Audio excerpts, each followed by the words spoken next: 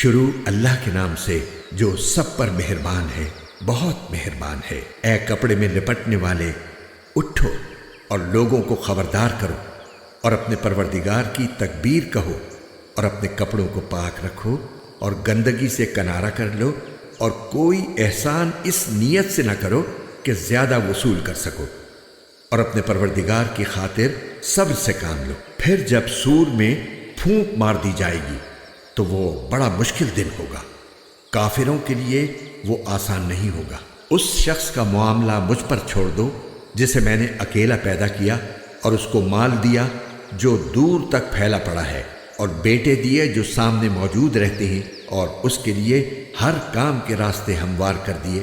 پھر بھی وہ یہ لالچ کرتا ہے کہ میں اسے اور زیادہ دوں۔ ہرگز نہیں، وہ ہماری آیتوں کا دشمن بن گیا ہے۔ ان قریب میں اسے ایک کٹھن چڑھائی پر چڑھاؤں گا۔ اس کا حال تو یہ ہے کہ اس نے سوچ کر ایک بات بنائی، خدا کی مار ہو اس پر کہ کیسی بات بنائی۔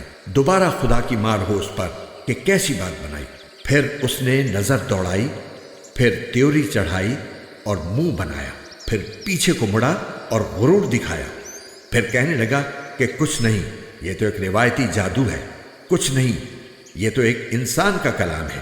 ان قریب میں اس شخص کو دوزخ میں جھونک دوں گا، اور تمہیں کیا پتا کہ دوزخ کیا چیز ہے؟ وہ نہ کسی کو باقی رکھے گی اور نہ چھوڑے گی، وہ کھالوں کو جھلس دینے والی چیز ہے۔ اس پر 19 کارندے مقرر ہوں گے، اور ہم نے دوزخ کے یہ کارندے کوئی اور نہیں فرشتے مقرر کیے ہیں، اور ان کی جو تعداد مقرر کی ہے وہ صرف اس لیے کہ اس کے ذریعے کافروں کی آزمائش ہو، تاکہ اہل کتاب کو یقین آ جائے، اور جو لوگ ایمان لا چکے ہیں ان کے ایمان میں اور اضافہ ہو، اور اہل کتاب اور مومن لوگ کسی شک میں نہ پڑیں، اور تاکہ وہ لوگ جن کے دلوں میں روگ ہے اور جو لوگ کافر ہیں وہ یہ کہیں کہ بھلا اس عجیب سی بات سے اللہ کی کیا مراد ہے۔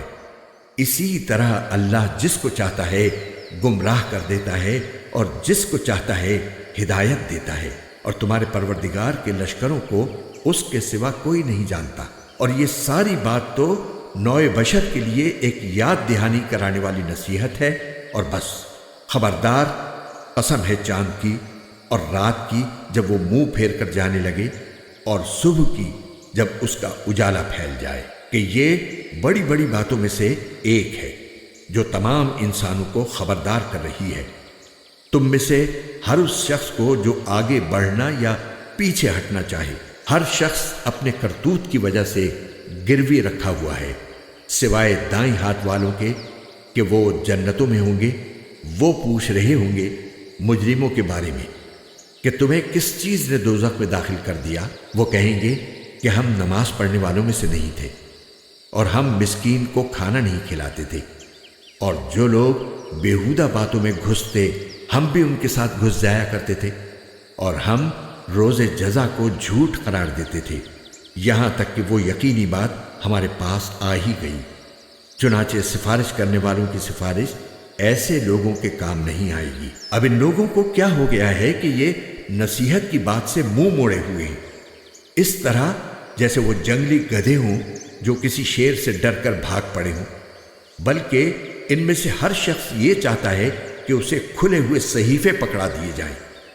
ہرگز نہیں، بات اصل میں یہ ہے کہ ان کو آخرت کا خوف نہیں ہے۔ ہرگز نہیں، یہ قرآن ہی ایک نصیحت ہے۔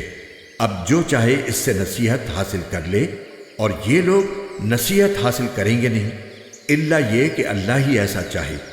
وہی اس بات کا اہل ہے کہ اس سے ڈرا جائے، اور وہی اس کا اہل ہے کہ لوگوں کی مغفرت کرے۔